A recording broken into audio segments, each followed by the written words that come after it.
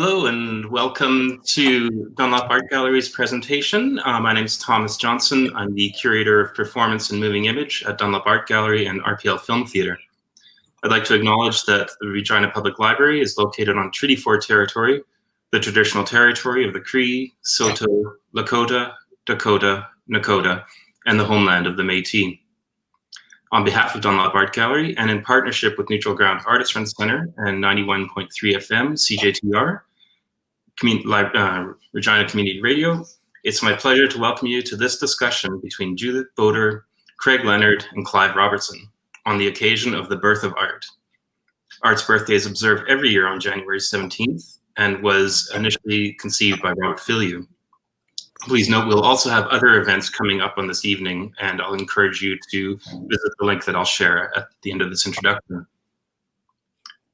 An artist and a thinker who was most interested in researching and developing proposals for a society based on poetical rather than political economy, Robert Filliou spoke of the creative use of leisure time.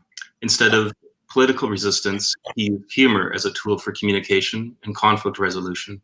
Instead of expertise, he defined research as the genius republic and the domain of those who don't know. His ideas of permanent creation, le fait permanent, and the eternal network are conceptual frameworks for anyone who's interested in creating a shared consciousness through participating in creative activities across space and time. The discussion that we'll have here is going to focus on the influence and early example of Robert Filliou's critical and poetic praxis on the development of artist collectives, spaces, and alternative practices. A quote also by Robert Filliou does stress on the back of a publication that perhaps this book will help some people situate me if they want to, but I hope that I'll have enough energy to be already somewhere else once they've situated me. And somebody else in this discussion has also situated Robert Filliou as Greta's great godfather.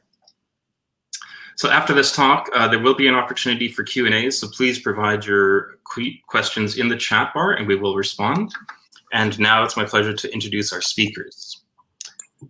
Born in Hungary, Judit Bodor works internationally as a curator, educator, and producer over the last 20 years. She's been teaching in UK higher education institutions since 2005 and held curatorial, research, and producer positions in artist-led arts organizations such as Art Pool Art Research Centre, Budapest, East Street Arts in Leeds, Wave Particle, Glasgow since 2000. Her curatorial projects include museum and gallery exhibitions of contemporary artists' archives and new commissions of performance and site-specific artworks. Her practice-led PhD explored curating the archives of historical performance art in the museum through producing the exhibition Silent Explosion, Ivor Davies and Destruction in Art 2015-16 at the National Museum, Cardiff. Craig Leonard is an artist and teacher at the Nova Scotia College of Art and Design. His recent exhibitions include Central Art Garage, Ottawa, Darling Street, New York, and Double Happiness in Toronto. Some recent publications include his artist project Ironwork for Dirac House, published in the winter 2020 issue of Canadian Art, the script transcript, the Halifax Conference, published in 2019 by New Documents, Los Angeles, and the Stretching Exercises, a book of teaching and learning prompts with Michael Fernandez, self-published in 2018. Clive Robertson is a performance and media artist and artist, curator, critic, publisher, whose work has been seen and heard in domestic and international alternative venues and museums for 5 decades. A pioneer artists collective center media arts instigator in Calgary, Toronto, and Ottawa, Clive was a founding editor and publisher of Centerfold Fuse, 76 to 2014, Arton's video publishing, 77 to 80, and the artist's audio and music label Voice Spondents, 1974 to 2007.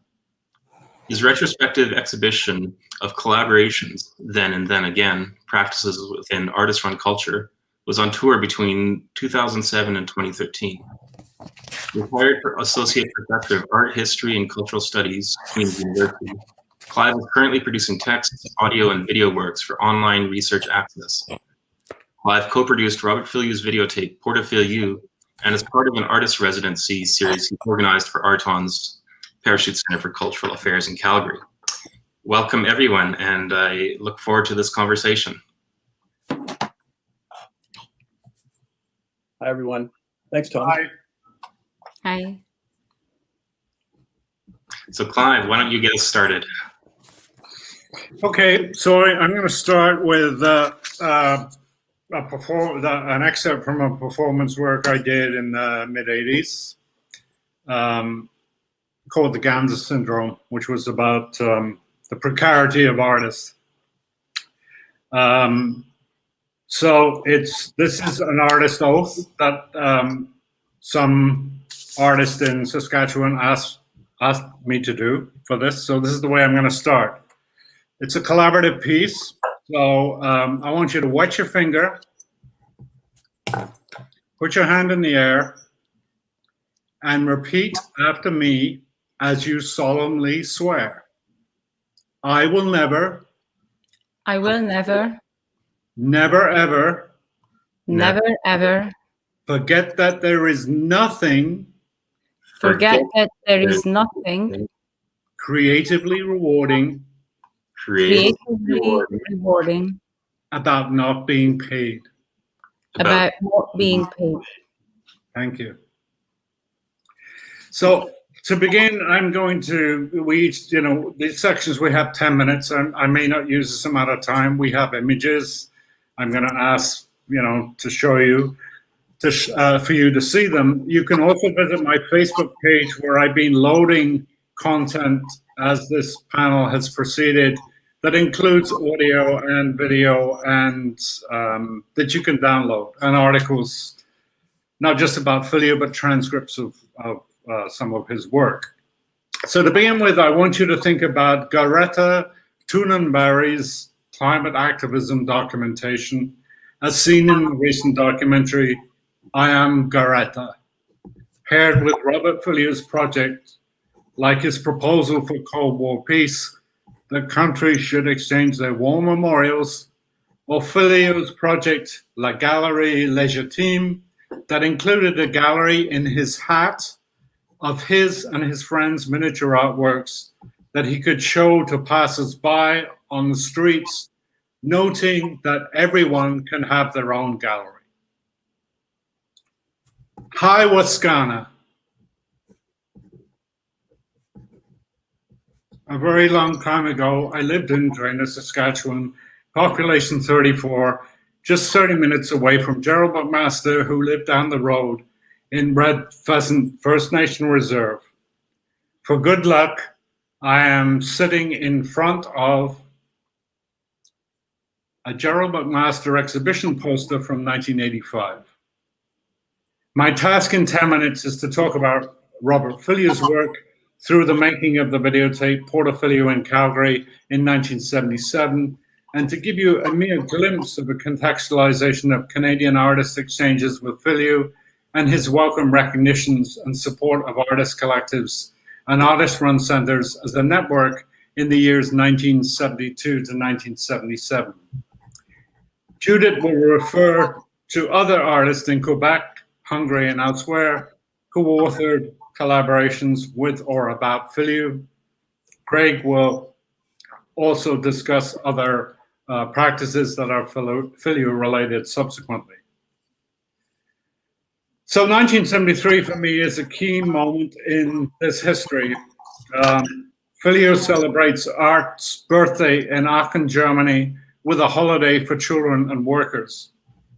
Art's birthday is celebrated following on from Filliou's poem Whispered Art History that in 1963 proposes that 1 million years ago, observing everyday activities contributed to the birth of art. And January the 17th, coincidentally, also happened to be Robert Filliou's birthday. So, Thomas, can we see some images? Is he there?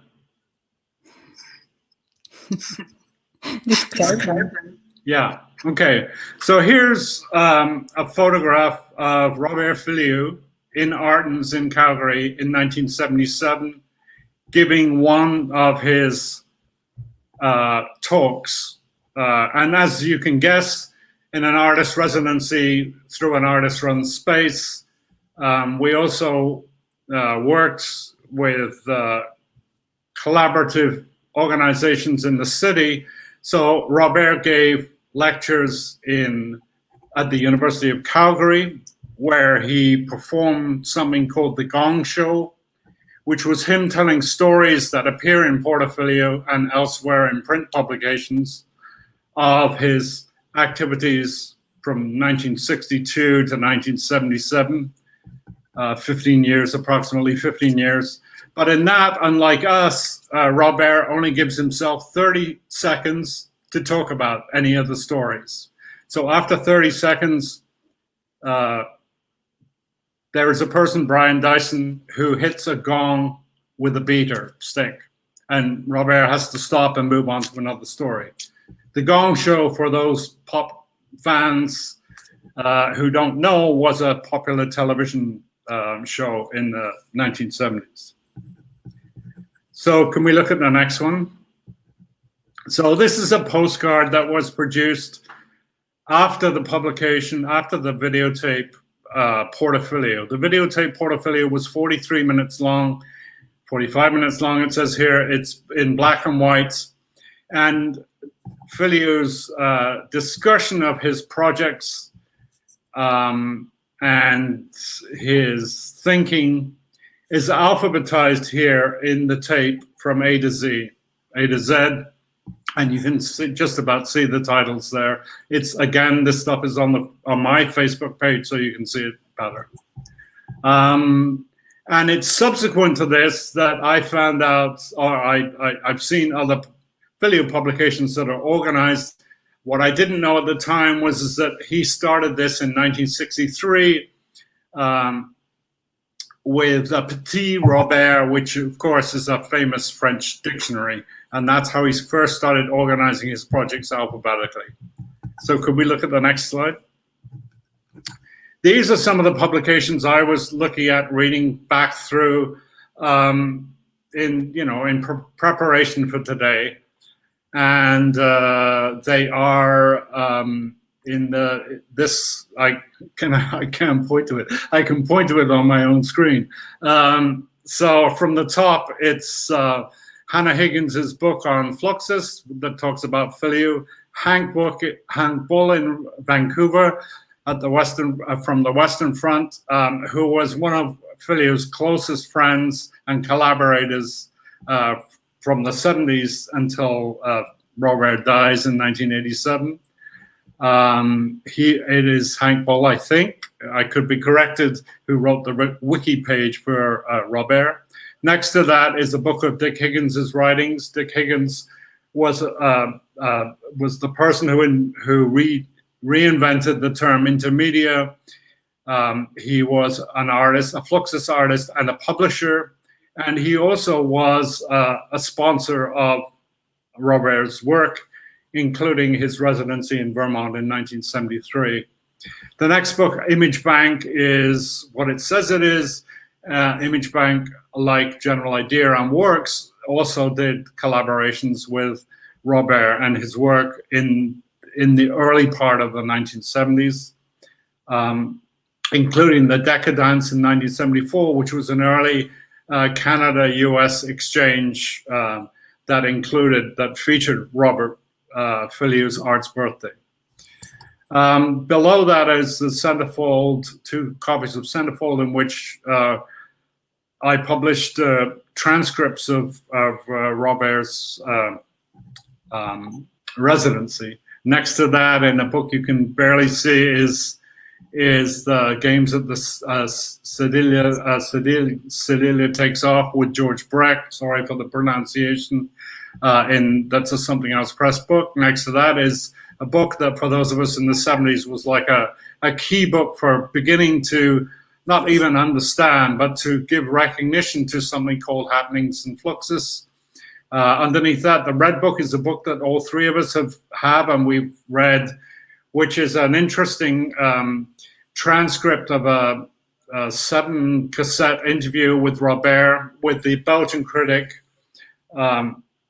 sorry, I can't remember her name, Dr. Lebir, let's call her, who actually interviews Robert in 1976, a year before Porter Filliou, and it's in that transcription that I can recognize all of the material that is about to be presented in the videotape, and it then confirms or allows me to recognize the fact that when I was so surprised how well Robert could talk about his own work in complete sentences with humor and everything else, that he had memorized almost the script of the history of his work.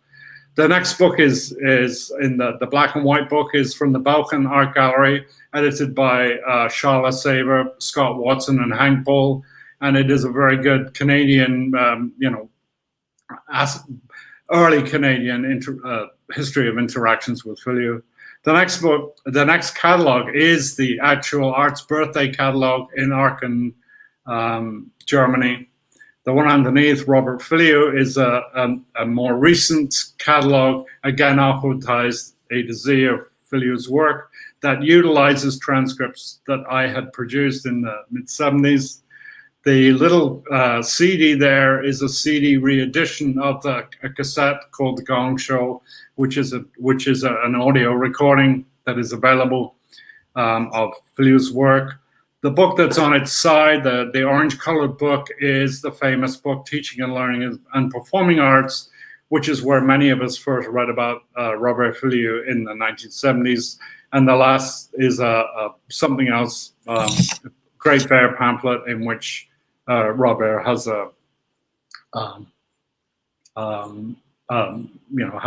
has a text on manifestos. So could we see the next one, please? I'm almost.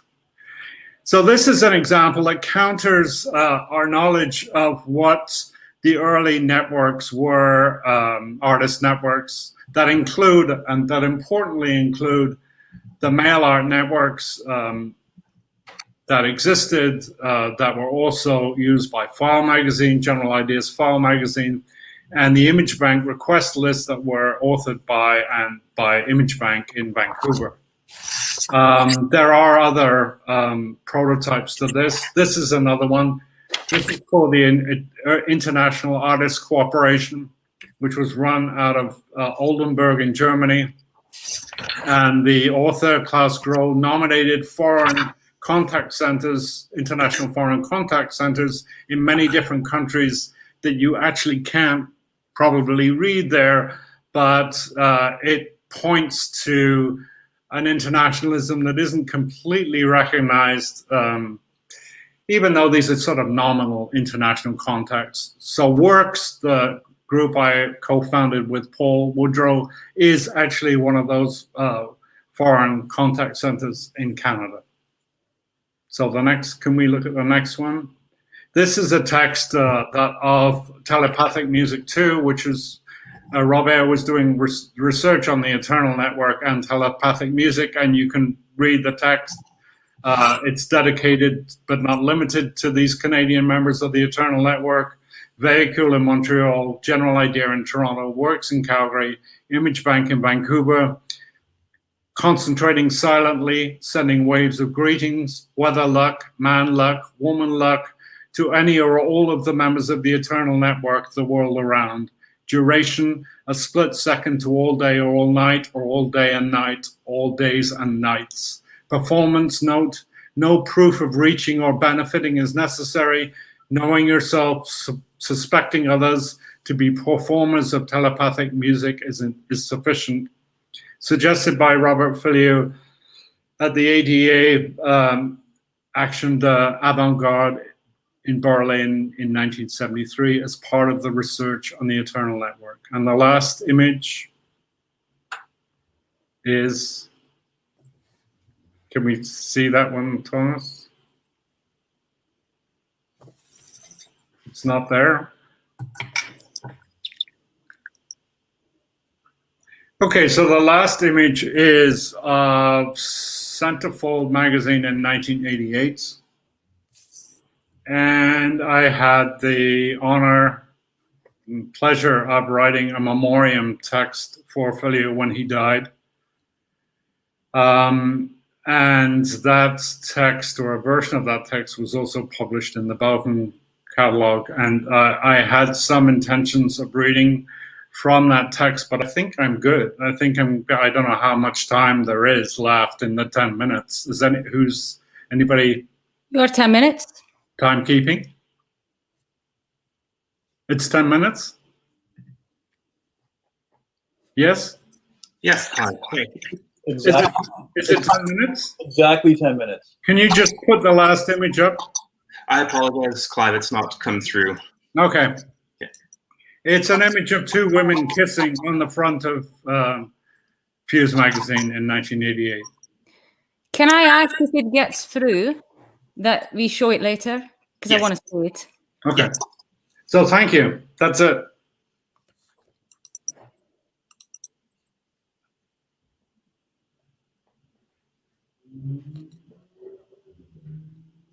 So I don't think we have any questions at the moment, but now I believe it's Judith who will be presenting. Yeah.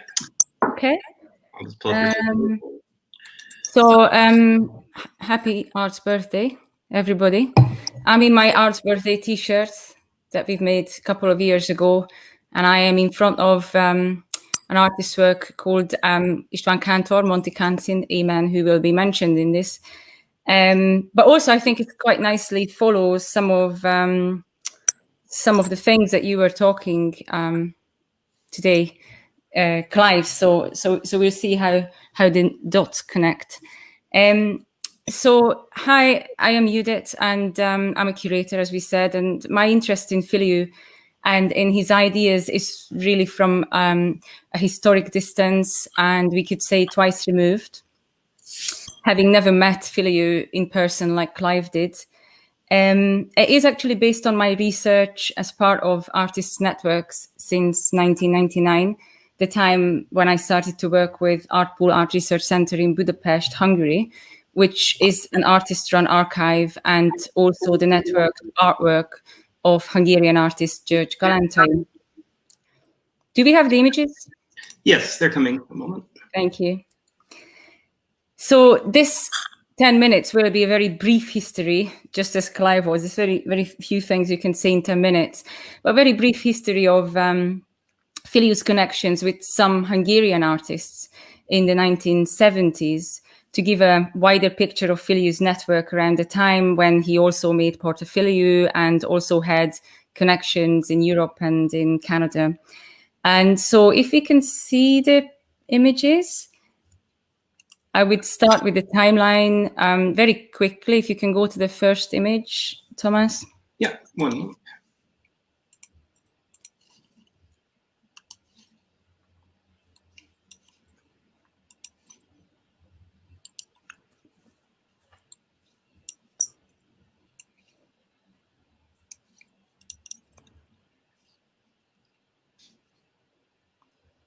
Is it there?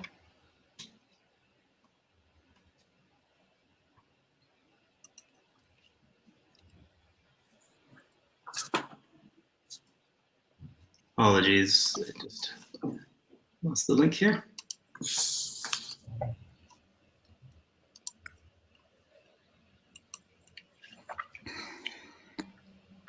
Yep. It's just a very quick thing.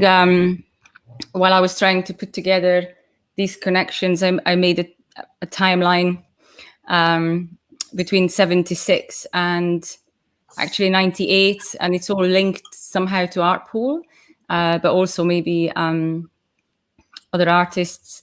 And then if you turn to the next image, I try to make connections between how ideas of Filliou's developed, from the Eternal Network through research in permanent creation and in Eternal Network, and then how those ideas then spread through either meeting artists or connecting artists through time and space, both in Canada and in Hungary. And then interestingly, the Canadian and Hungarian links also start to connect. So this is really just to kind of fill some gaps. gaps maybe in our knowledge, maybe from our perspective where we see this network, we can see bits and then other people can see other bits. So this is what I saw for particularly this presentation. Filliou used permanent creation to replace art and the eternal network to replace the avant-garde, which he considered both as redundant. And then he also talked about artists as everyone who engaged with creative actions in their everyday life. Though it was later mostly used to describe the male art network specifically by some artists, I think Filliou talked about the eternal network in a wider sense. When you see quotes like when he says it's a collective effort of artists everywhere and one of the elements of the human network. If you go to the next slide. So Filliou is one of the few Western artists who crossed the Iron Curtain at the time. He came to Hungary in 1976 for the invitation of László Beke. He's a curator and art historian. At the time, he was the director of the Young Artists Club in Budapest. And Beke knew Filliou through accessing a copy of Teaching and Learning as Performing Arts. And he invited Filliou to come to Budapest when probably nobody else knew him at the time. And Filliou came from Berlin with Joachim Pfeiffer, who was an architect, and together they were working at the time on the Poipodrom, which he wanted to present. Filliou understood art as research, which he also saw as the domain of those who don't know. So the Poipodrom, as many of his artworks, was a research in flux, which he used to explore permanent creation and to express, and I quote from Teaching and Learning, the functional relation of thinking, activity, and communication through action and reflection in art and life. The Poipodrom was conceived in 1963 and developed conceptually and physically as an ambulant environment, which followed the Sediki Suri, or the Smiling Sedilla, which was another center for permanent creation that Craig might talk about later, which he developed with friends between 1965 and 1968 in the south of France, but that was still connected to a fixed physical environment. So the Budapest version that you see on the left side of this slide was a fragile structure put together from wood slabs and with objects attached to it that Filliou collected from his time in Budapest, including a bunch of eggs, hen eggs, and also his flight ticket from Berlin. And this Budapest version was very significant in the development of the research project. And it followed the optimum version of Poipodrom, which you can see in the middle, which was a drawing, and the prototype, which was a sculptural installation in the Museum of Fine Arts in Brussels in 1975. So the Budapest Poipodrom was what he called as the first real space-time Poipodrom that manifested the idea of the Center for Permanent Creation as a social space and the real-time event that connected the urban reality of Budapest spiritually with the eternal network.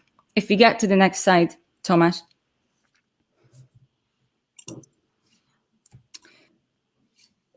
So the Budapest Poipodrom also manifested Filliou's idea of the art of living through the photographs that he added to this wooden structure with the added text, "Art is what artists do." And the photographs were taken by Filliou and Pfeiffer when they arrived in Budapest. And they just show people getting on with their lives on the street of Budapest in 1976. And in the preview event where he showed the Poipodrom, he asked participants, who were actually mainly professional artists from the Hungarian avant-garde, to define the art they saw on the photos. So people, as part of the event, wrote things on the photographs like making friends, exhibiting, chatting, which manifested the idea, which framed the art of living on the streets and manifested the idea that Filliou proposed. This representation of the art of living is, of course, I think from today maybe creates a somewhat uneasy scenario, at least from a perspective of a historian, as the sort of social depiction of the urban proletariat of Budapest at the time, I think, slightly conflicts with Filliou's claims of an interchangeability of art and life. Because while perhaps he was offering a new way of thinking about art to artists who were at the preview by presenting everyday actions as art, the Poipodrom, of course, was very much a case when art was framing life rather than the other way around. But in an interview at the same time with the curator, Filliou also explained his position in response to the curator who asked Filliou if the Poipodrome was a Fluxus artwork. And Filliou was willing to accept this proposition, or more like to discuss this proposition, but only as much as it connects with the spirit of Fluxus that he saw as a poetic actions of anybody rather than only professional artists associated with Fluxus with a capital F.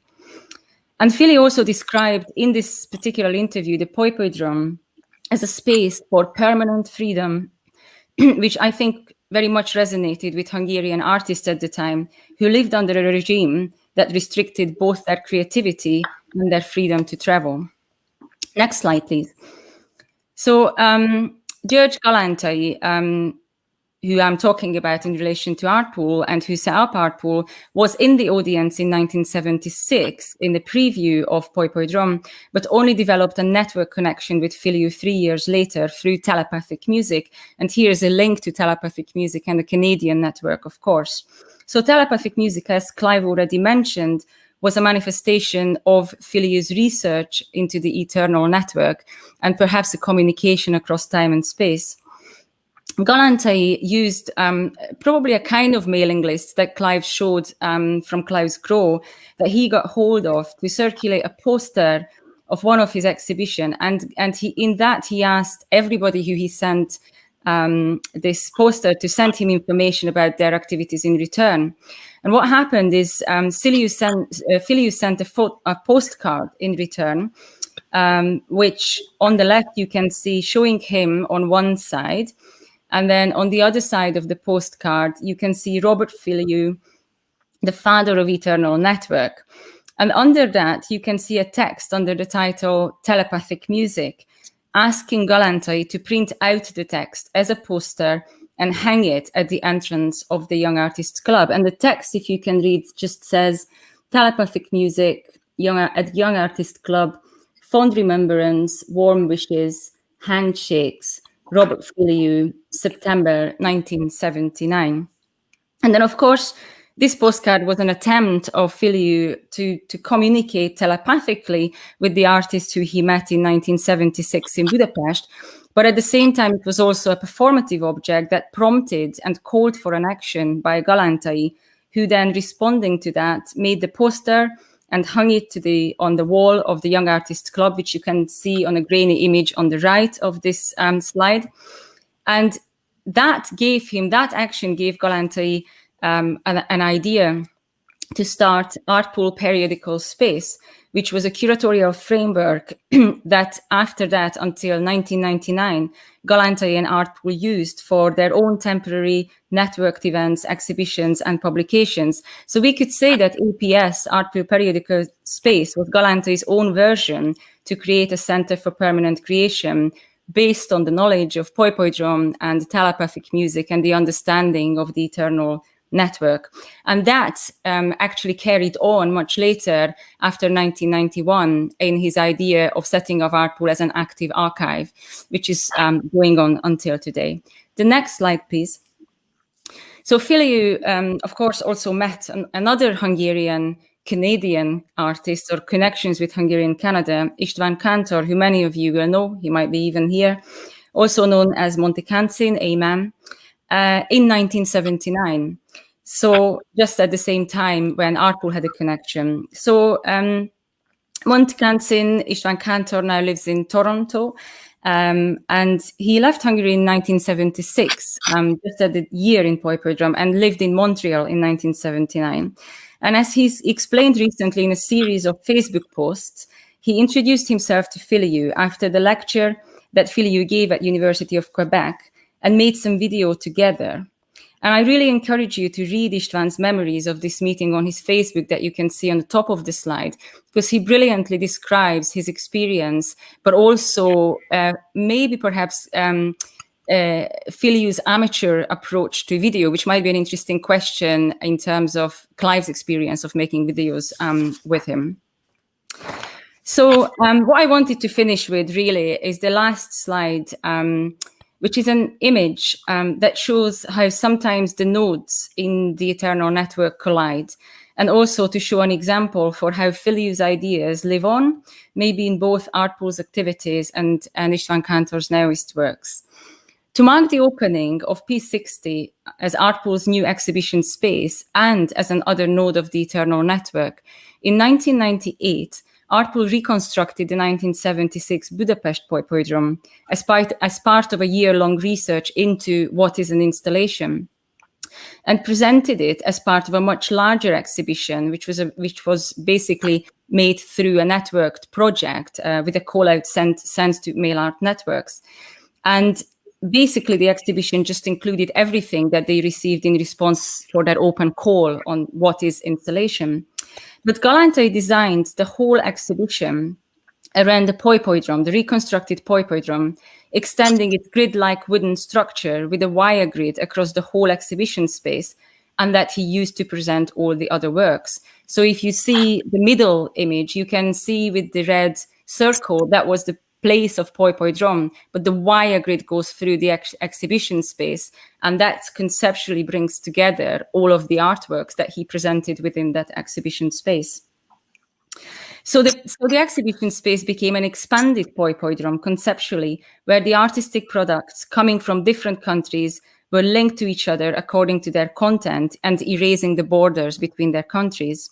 For the opening, they invited French artist Jean-Jacques Lebel, who was obviously a contemporary of Filliou and knew him very well, and István Kántor, who also had this meeting with Filliou before, and who was touring at the time in Europe, to add something to the Polypodrome structure in the spirit of permanent creation and as an homage to Filliou. So my last thing is really just to describe the performance that István Kántor did in 1998. So Kántor added a few of his pieces and objects to the installation, which included a curtain-like poem on paper, which he attached to the wall behind the structure, and which he wrote on with a mix of black ink and blood. He also put a folding chair inside the reconstructed wooden structure of the 1976 Polypodrome. To the side of the chair, he attached a mechanical wheel that he could spin while sitting on the chair, and then put a mushroom carpet under the chair made from real edible white mushrooms. In the performance, Kántor relied on loud sound and as a central component, a mesmeric industrial soundtrack, which was made louder by his screaming through the megaphone. A summoning of the spirit of Filliou, wearing a wire coat hanger on his head as a psychic or telepathic antennae, and also a neoist object, but also perhaps a link to Filliou's telepathic music. And finally, after being completely exhausted, he stopped and translated Filliou's message to the people present in the room. There are 6 bottles of champagne in the refrigerator. Open them and serve them to everyone. So I would really encourage everybody to maybe take that note as the last note, and also open a glass of champagne and cheers to Filliou and Art's birthday. The one last note I wanted to say, if you want to check out all the history, is that as part of the 1998 project, Artpool actually did a huge research on not just the history of the Polypodrome, but also on Filliou and what was at the time accessible online about Filliou. And they created a lot of different pages which are dedicated to Filliou on the Artpool website, which is just artpool.hu. And what's really nice connection to today is that website and that page, the pages on the website were launched as part of the 1999 Art's birthday celebrations. So that's me.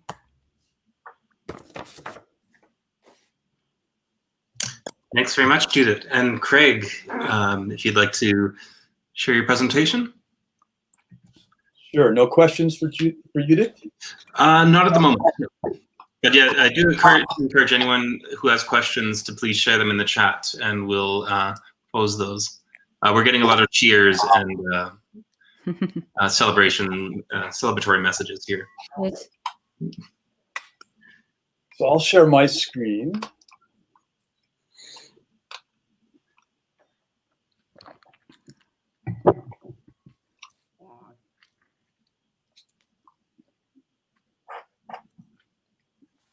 Hopefully you can all see the Filliou book, a selection from 1,000 Basic Japanese Poems.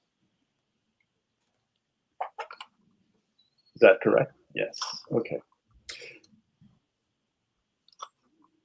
So I'm very happy to be part of this panel. Thank you, Clive, for the invitation, and Thomas, and great to meet you, Judit. And looking forward to the conversation we'll be having later in the chat. My presentation today, or my comments really, will be through a small selection of publications by Filliou, or related, well, by Filliou, ranging at different moments in his career, and speaking to some of the concepts that have already been brought up through Clive and Judith's presentation. I'd also like to I'll end these slides with a reference back to where I'm located presently, which is Halifax, Nova Scotia. So because Filliou does have a connection to he spent some time in Halifax, so we'll end up on that point. I wonder if I could ask Clive and Judith to mute their mics, just because I'm getting a little feedback. Thank you. So the first book I wanted to begin with, you can maybe see me in the margins over here. I have this a copy of this, a cherished copy of Filliou's selection from 1000 Basic Japanese Poems. And I wanted to point out the beginning, in the preface, the framework for this book is, in his words, a selection made out of the 1000 basic Japanese words contained at the end of the booklet, Japanese in a Hurry.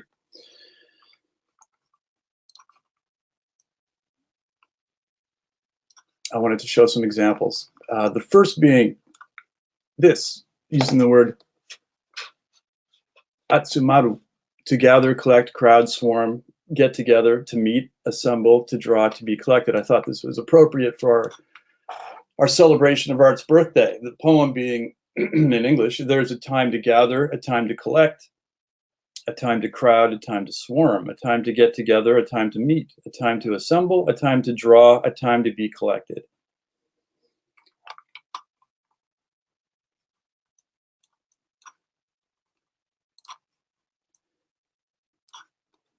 One more selection, although I could spend a little time. We could just mention this theme that runs through both, runs through the performances of Filliou, and his character that comes across often is the fool, but the fool almost in a Shakespearean sense of the fool as the wise one, the one with the unexpected wisdom. There was a poem on that. Then the next is I wanted to just bring this example of atarishi, new, fresh, recent, modern. Everything is new, everything is fresh, everything is recent, nothing is modern. I thought this poem in particular had a nice connection to the idea of the eternal network.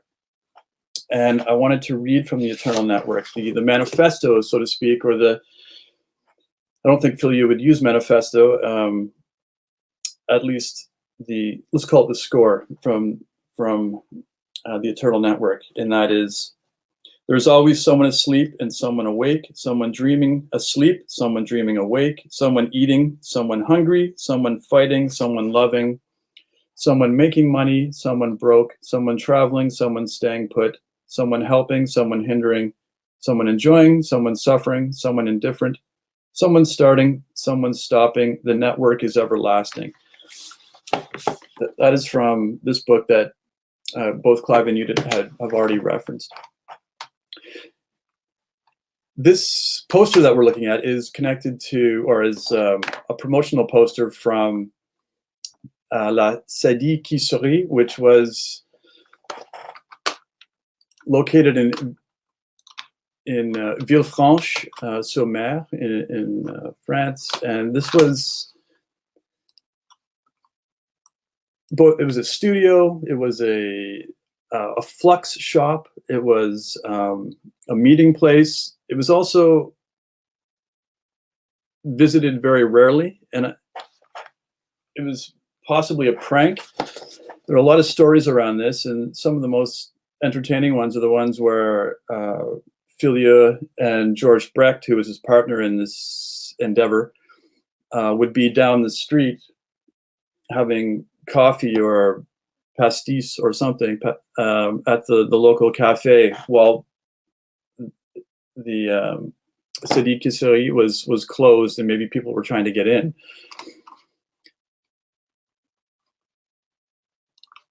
This was, so just passing through some more examples of some of the printed matter or artist book related objects with Filliou. This was an amazing artist publication that was also a catalog for a show in the State Museum, or in München-Gladbach, where in 1969, where it was very similar to a type of flux kit. It contained a matchbox. This is as you can see just by the scale, here's the tiny matchbox. And this was then within this very sort of ingenious format with the cutout corner. And you're looking at the description of the exhibition being in 3 parts for this catalog. The first being the catalog itself, the second being the gallery studio I just showed you called La Sadi Kisari, which was in Villefranche, and the third being the Eternal Network, so in that sense never ending. Another book that was related to this location was one Clive's already mentioned, published through Something Else Press, which was a joint. It was mostly Dick Higgins of Fluxus, his initial venture, but through partnership with Emmett Williams at later moment in time, and Alison Knowles. This book contains what could be seen as event scores in relation to George Brecht's very famous events. You can see here, if you can read, if you can see the page, there are some examples of some of the games that could have come out of time spent at La Sadi Kisari, where these could have been just, playful gestures between George Brecht and Filliou and their friends and partners who would have been in the space. So these blurrings of art and life, like in the words of Alan Capro, take a number of lights. Now, can you undo what you've done, as being an example of one of these event scores. Another being, take the thing nearest you. Where did you find it? So it's, just to check the time here. It's a fantastic book that is sort of a classic in connection to the performance practice of Filliou, being one of playfulness, serious play, let's call it. The next image I wanted to show is, the next publication is one that Clive also mentioned. And I was interested to hear Clive say that it was one of the early introductions in Canada amongst Canadian artists to Filliou's work. I'm going to show a few pages from this. It's a book that I go back to again and again, think about often when teaching myself, because of its invitation for participation. So there's an egalitarian spirit to this book and to the way Filliou approached teaching itself. I'll point out here at the bottom So this is the cover of the book. At the bottom, I love this description. It is a multi-book. The space provided for the reader's use is nearly the same as the author's own. The back of the book also refers to this type of participatory publication, where there's a suggestion here that further editions will include developments and modifications suggested by readers who are also the co-authors. We'll see, let's get it out first. It's a long, short book to keep writing at home. It's a work of love. Again, with another reference to the importance of the reader's participation on the first page of the book. The book is by Robert Filliou, but is also by the reader, if he wishes. A few other pages from some examples of the book. Again, thinking about this, his term multi-book. The writing space provided for the reader's use is through the simple device of dividing the page in two, exactly the same as that taken by the author. Of course, the reader is free not to make use of the writing space, but it's hoped that he will be willing to enter the writing game as a performer rather than as a mere outsider. For this study is about permanent creation and audience participation. It is authored, co-authored with each reader who wishes it, by a man who believes in trying to close the gap between the artist and his public and joining them in a common creation. So the book, as an outline, as a substitute for a table of contents, is broken into teaching and learning as performing arts, reflections on the working of the system, what we're up against and why, the governmental sculpture, the point of view of children, the artistic proposition, the suggestions of artists.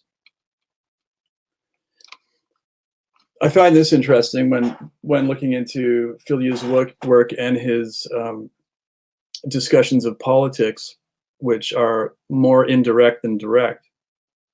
And I'm certain our discussion will talk about his concept of, well, the title of the Belkin book was From Political to Poetical, the subtitle, From Political to Poetical Economy.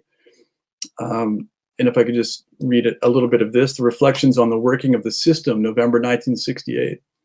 So when Filliou is talking, he says, I'm talking of any system. Of course, my own experience is limited. He goes on to say that this isn't necessarily a critique of capitalism, but this book itself functions most fluidly and harmoniously with a socialist political system. He says, however, he says, this is why the ideas I'm sketching in this study can be of use, I think, under any system. But I believe that it is in a socialist society that the seeds they contain would have the better chance to grow. In favor of the system, it can be said that it works. Somehow, everywhere, people manage to be housed and fed, to reproduce themselves, and to educate their children. On the other hand, there is a growing feeling of alienation on the part of young people. The tasks for which they are or were trained by the preceding generation do not seem very exciting. There's, in this egalitarian, socialistic egalitarian, utopian, to a degree, these aspects of Filliou's work, they extend everywhere, I feel, into the materials he uses, into his strategic techniques, into like a do-it-yourself type of mentality. He discusses that within the pages of teaching and learning. So he does that through a definition of art. He says, I talk so much about art, I can hear you say, what is art anyway? Well, a few years ago I answered, what artists do? What do artists do? They organize creatively their leisure. You can find many other definitions. I too, but for purposes of this study, I'll stick with this one. Art is a form of organized leisure. The fact that it can be a hard one too, as my friend Emmett Williams once observed, does not, I suggest, invalidate this proposition. The same is true of skiing or football or making love, for that matter.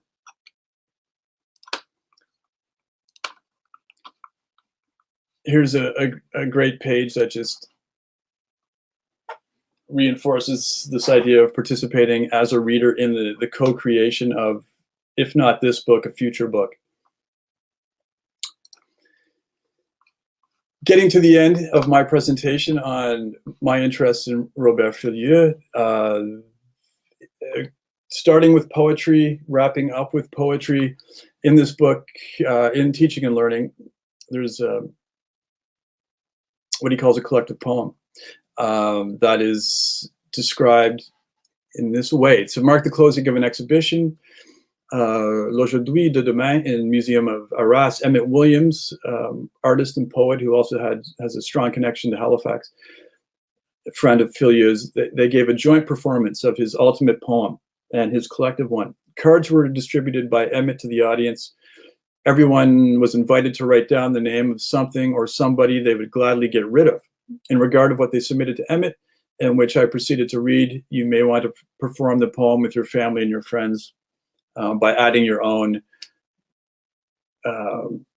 objects or people who you would gladly get rid of. And so as almost a chance poem, or a chance poem really, an old turnip, the poet, a brush, a fountain pen, my conscience, modern poetry, and so on. Last few slides. This is a book that was produced through NASCAD Press, edited by Peggy Gale, and it contains transcripts of talks that were given at NASCAD University back in the late 1960s, but up into 1977. And you can see here that Filliou was one of the speakers at the time. This is an image related to today's event, Art's birthday. And this was the performance that occurred in Aachen. And this is a transcript on the right of the talk that Filliou gave to a class of students and connected to the Art Now class. That was the David Askevold class where artists were invited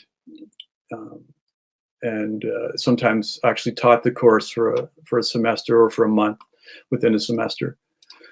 And this is very interesting, while Filliou was in Halifax on the topic of the Eternal Network, he went into, Clive and I were talking about this, and we believe that this is where he actually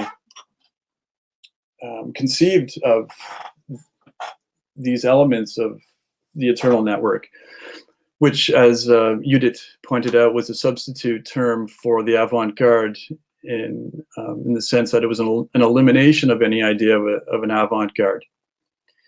So maybe in that what I'm showing you here was actually published within this period in the catalog from the Belkin show.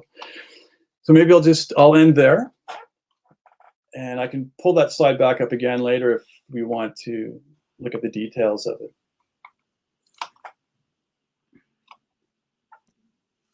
Okay, can I add a couple of things here? Can I add a couple of things here? Yeah. Can you hear me? Yes. Okay, two things. Art is organized leisure. What does that remind us of? John Cage said, music is organized sound. Second thing, that Craig pointed up, my first engagement with Robert was as a curator of a show called Conceptographic Reading, which was a 6-hour artist television series. Robert sent me an 8mm film, which actually would have been great to have had with the image that we can't get up here of the centerfold cover. The film was called Do It Yourself. Judit has the only copy of that catalog remaining. It's called Do It Yourself, 1973.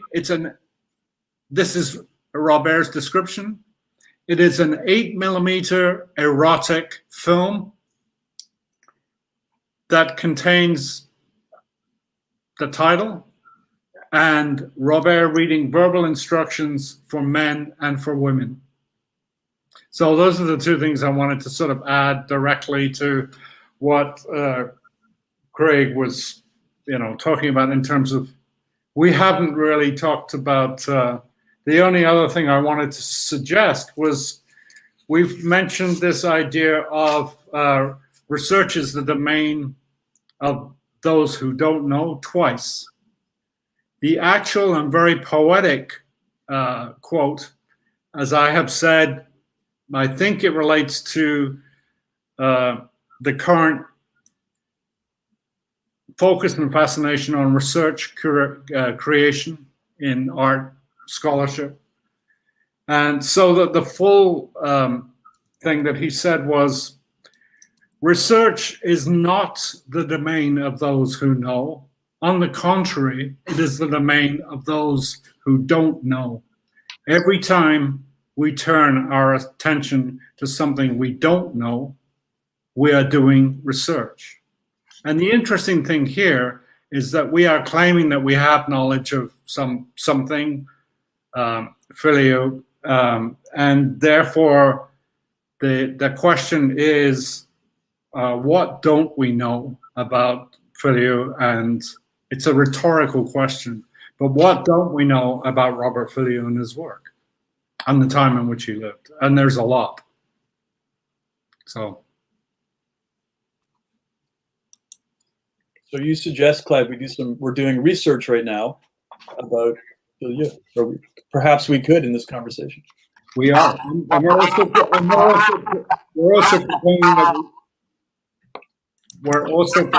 that you can't hear us? We're also asserting that we have knowledge, that we know, that we have done research, and that we know who and what Robert Filliou is. I mean, I don't agree we say we know. I think we say we know what we know, but that's different from we know. Yeah, okay. But we do say we know too. We know what we know. Yeah, exactly. Yeah. So I do have a question from the audience, a two-part question that I'll share here. First, Clive mentioned Greta Thunberg and Filliou's proposals for world peace. Can we say Filliou has a legacy in art and culture today? And if so, how? It's a great question, and I wish Roddy would answer it himself if he was, within 5 feet of the. But I don't know. It's very. I mean, I think it's one of those. It's not a conceit, but it's one of those ways that we try and connect topics and issues that are very complex in a popular culture way, which is all I was trying to do there. I was very moved by seeing the documentary I mentioned for the second time. But I wish Roddy was here to answer his own question, because I'm sure he has a much better answer than I do. There is also the follow-up question. Yeah, I don't think is it melancholic or nostalgic? I think for a lost age, I think when you get to whatever age it is that you are at, this idea that something is nostalgic is really both true, and it's mostly what you have left, right? I'm living the 1970s and 80s because archivally, because I know them best. And I can't pretend to, in the 90s maybe, but I can't pretend to project that much into the 21st century. But I don't think, and as you can guess, Roddy, I think we can be both radical and utopian at the same time in this dystopian atomized epoch that you're referring to. But I have a different view of social media than a lot of people do. This is where I work and live a lot of the time, even though it's supposed to be one of the worst places to live and work in the world, right?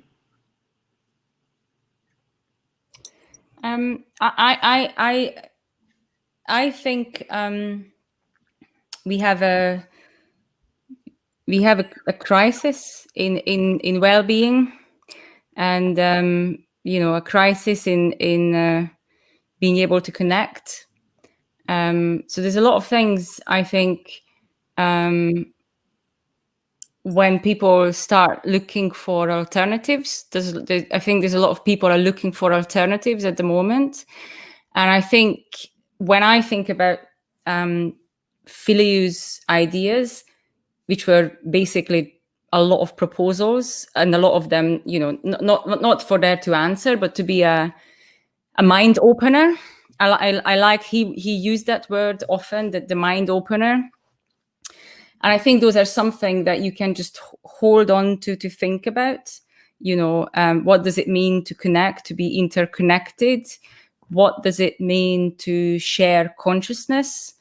How can we use humor, in our life, to maybe solve or get closer to people, or solve potential problems rather than direct action. I think it's interesting. I don't think he was an activist in a sense that maybe Greta is. I think he was much gentler in his activism, in terms of trying to come up with a language or a theory for a poetic economy that offers alternative. But he didn't fight, I think, for certain causes in a loud way. And I think he's somewhere he talked about that he gave up dealing with politics and the political economy. And I think that was there was a conscious decision there to fight the fight with poetical actions. So in that sense, I think it's interesting, but I think there's a relevance, and I think so many people actually find Filliou now. One way to find him is a crisis in education. There's a lot of projects that I see that is about de-learning and the non-school, and all that kind of artist projects that go back to kind of creative, progressive, pedagogic, activities that were around before, to kind of review them and maybe connect with them. So there's another crisis there that I think, in terms of how we learn, what we learn, how do we educate, where he can be very relevant. And I think so I think there's a huge amount of ideas where he is and will be relevant. He's also still relevant in terms of what's the value of art. I think it's still relevant, that question of who's an artist and why, and who says so, who says who's an artist, and all that. These are eternal questions that, regardless of whether you live now or you lived in the 70s, these are questions. What do we value as art, and how do we define what is art, and who says so, who has the power? And the other thing, of course, is I think very relevant in terms of thinking through how Filliou lived, completely poor, having nothing, but still making his life, doing things as art, and how he did that, because there was an artist network kind of holding each other up. And that sort of network, I think, is still there. It's still invisible for much of the art world, regardless of how the art world is now obviously canonizing Filliou, canonizing a lot of other artists based on sort of formalities, like a sculptor, an expanded sculptor, a precarious works. So there is that path. But I think his real spirit still lives on in the Arts Birthday networks that we are part of now, lives on in Neoist networks, lives on in Artpool, whose archive is literally full with artists who work beyond, who work on the margins, work beyond the mainstream. Lived on, I think, telematic projects, telecommunication projects. I don't think Filliou himself was very much connected, I don't know whether he would use internet in a way, but, if you think about 70s, 80s telecommunication projects, Robert Adrian X, another Toronto artist who lived in Wien and did a lot of projects where he wanted to, meet others, and he just came up with ideas to do telephone concerts and all that. None of these used travel, but it's all used communication. So I think those are all can be reviewed and thought about. What do we do when we cannot meet? What do we do when meeting is too expensive?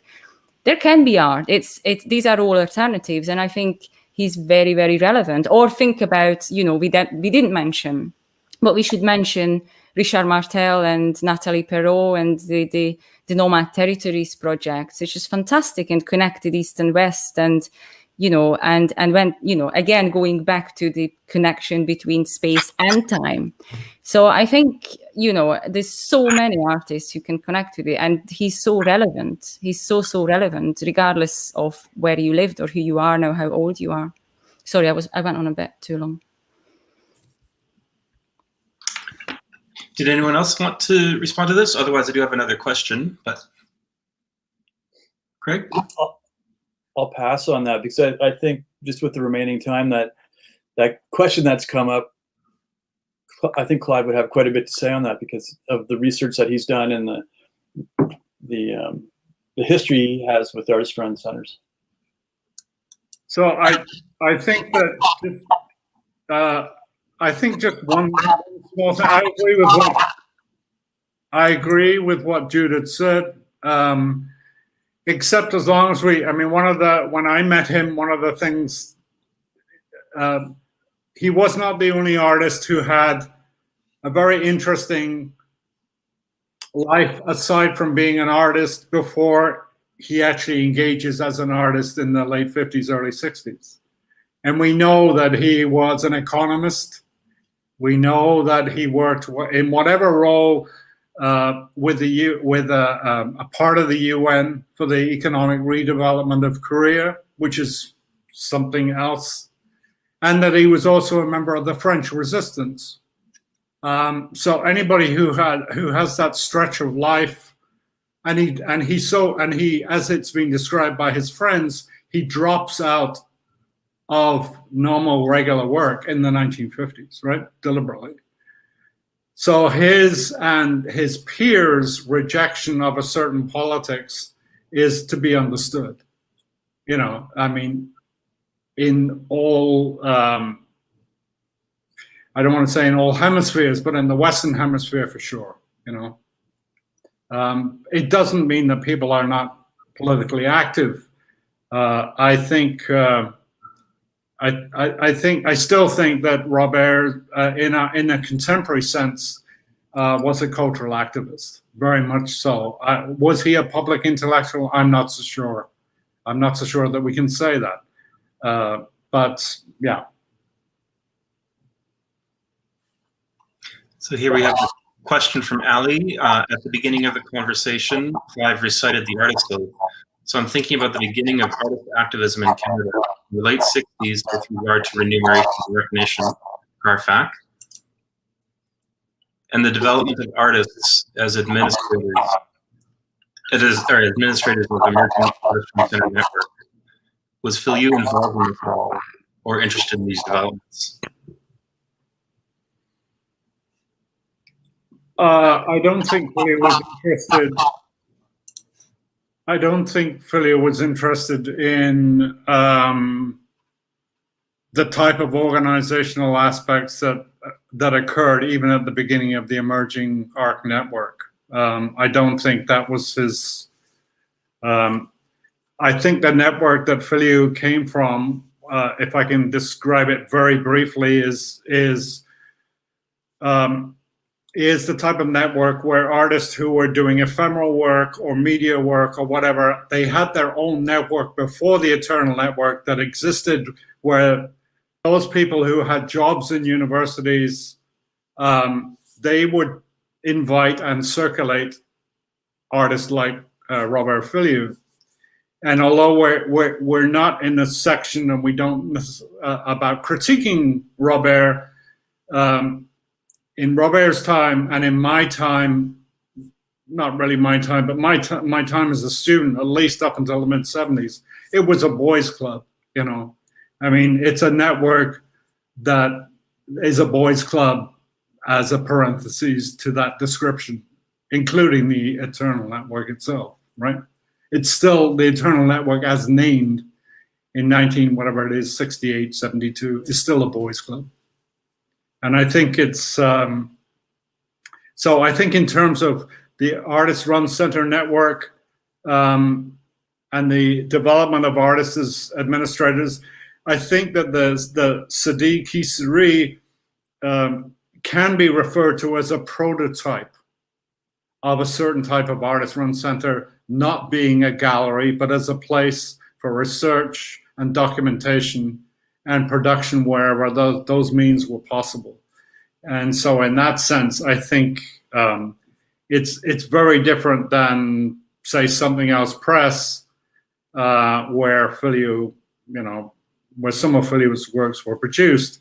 But this history of artists, collectives and artist-run centers is, I love this. I don't like the topic, but of course I would have a lot to say about the topic, but we can't really take the time here. But I do think there's a lot more to talk about in terms of the different strata and different approaches to artist collectives and artist-run centers, that some of whom are more democratic than others, and so on and so forth.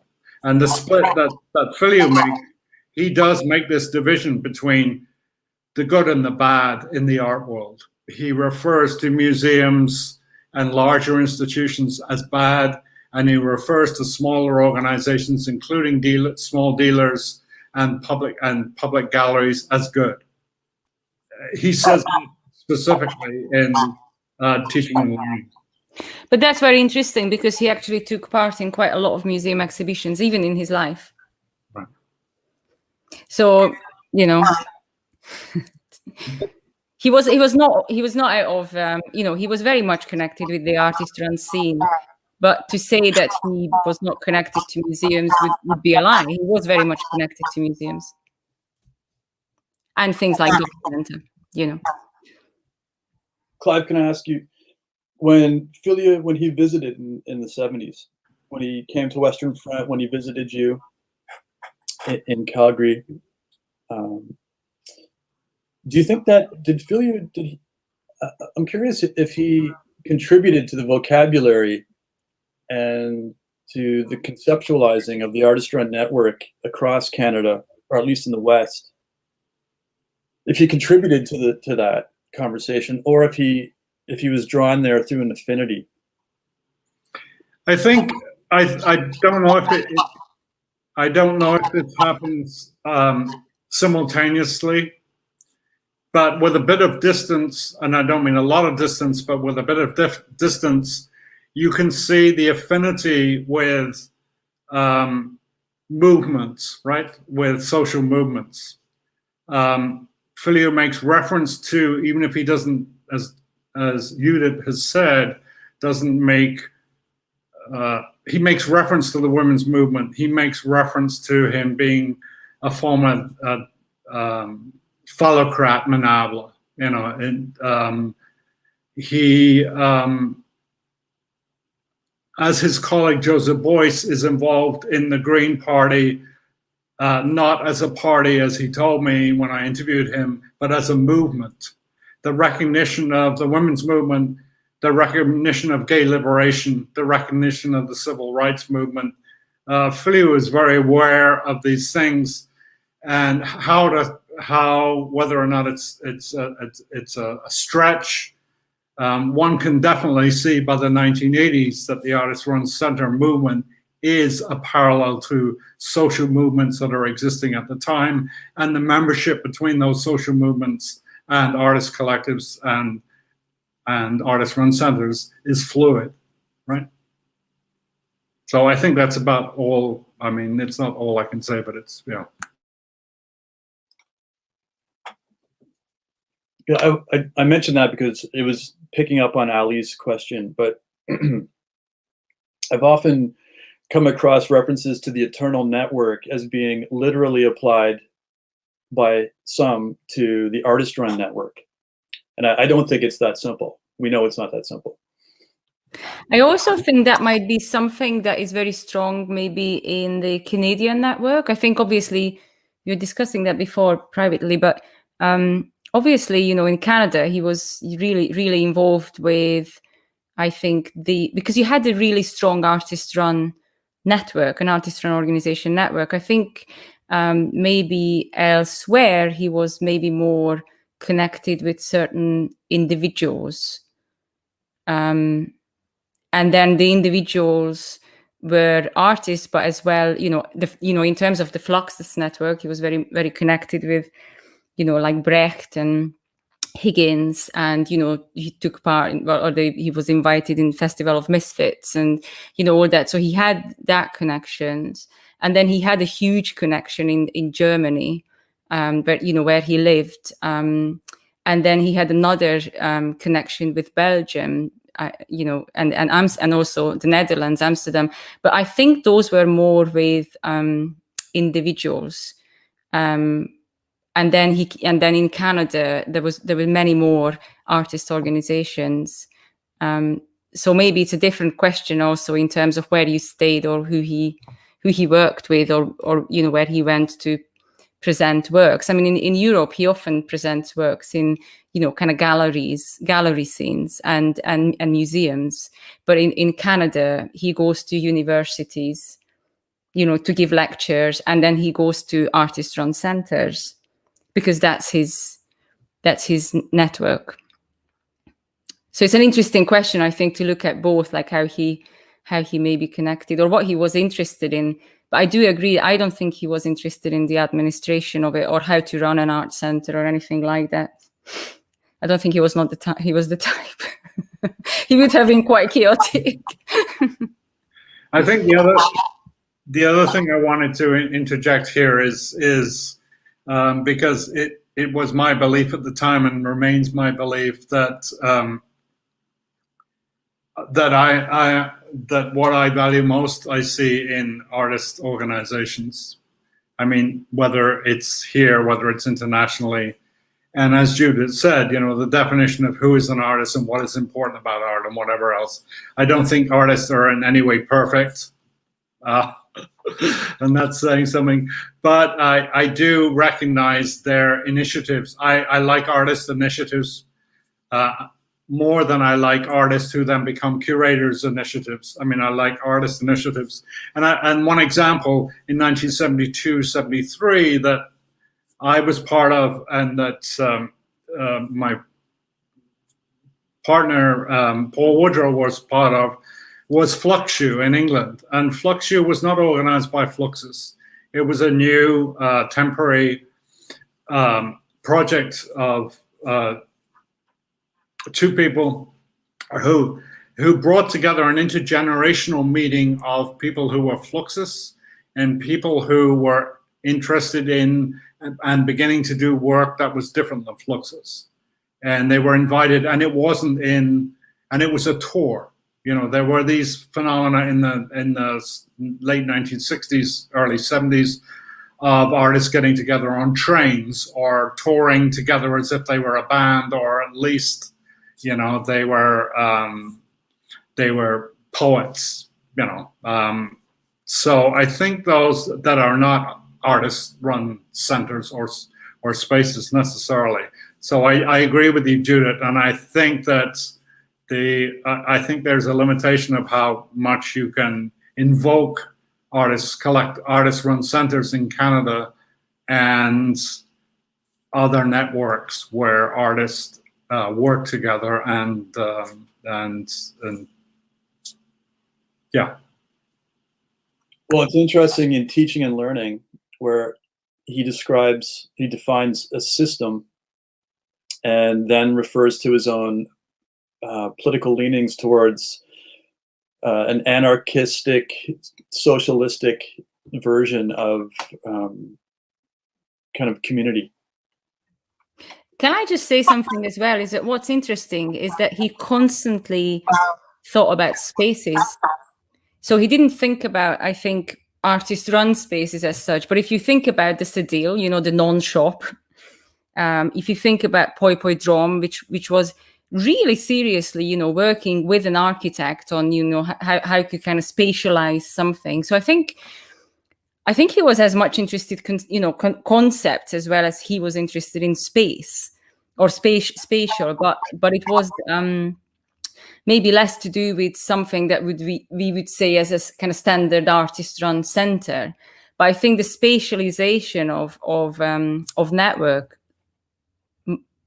probably interested him. I mean, he often works through those ideas.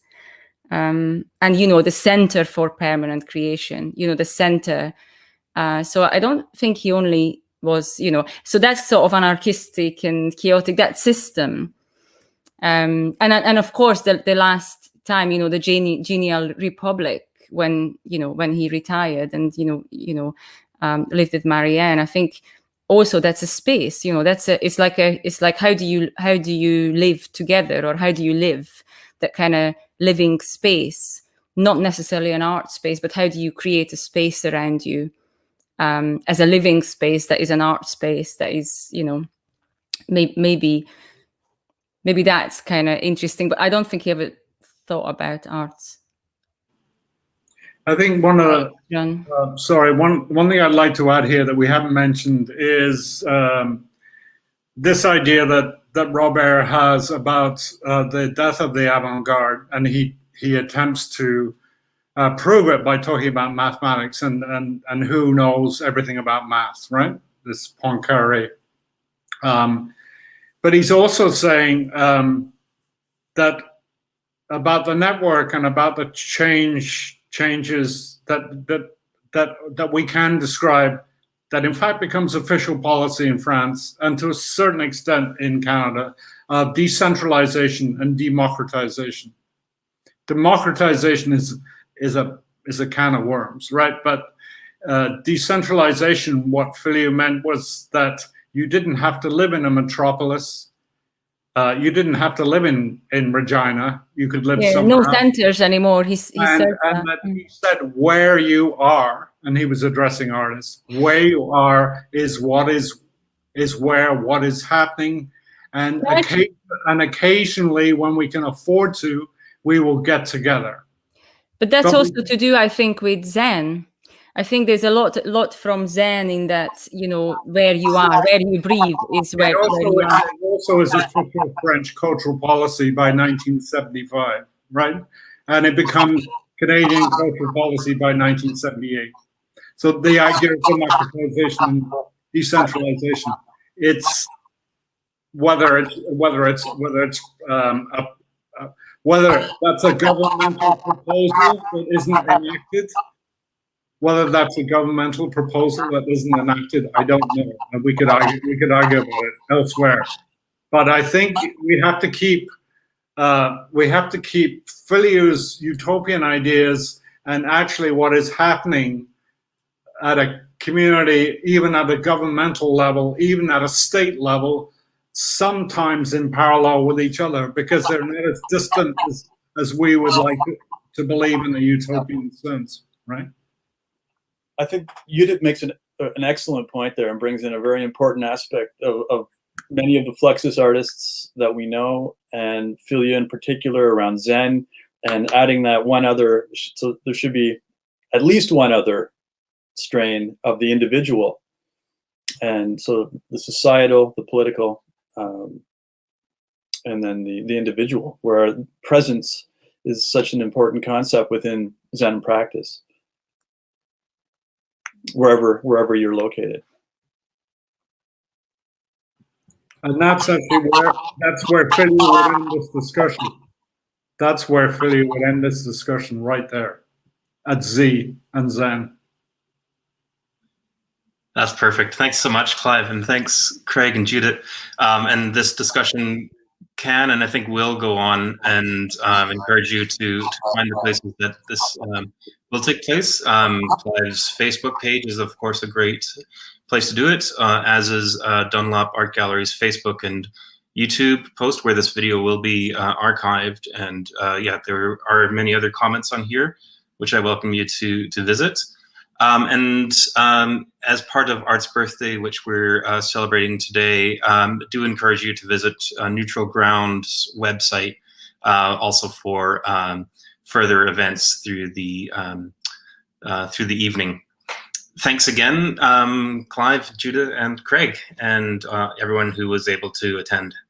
Take care. Thanks, everyone. Stay well.